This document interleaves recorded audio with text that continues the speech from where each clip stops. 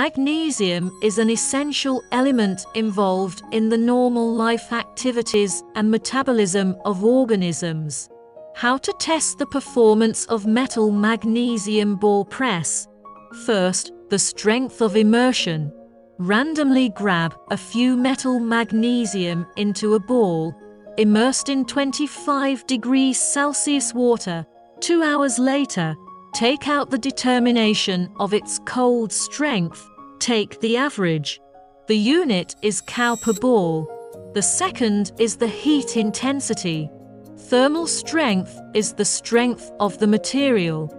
Randomly take several metal magnesium into a ball, buried in the iron box filled with clean fine sand, placed in a constant temperature for 30 minutes. Immediately take out to measure its compressive value. Calculate the average value. Third, the cold intensity.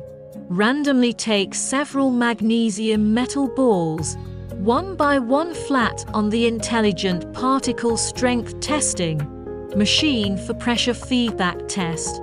Record the pressure value indicated when magnesium metal ball cracks, and then calculate the average value. The unit is the same as above.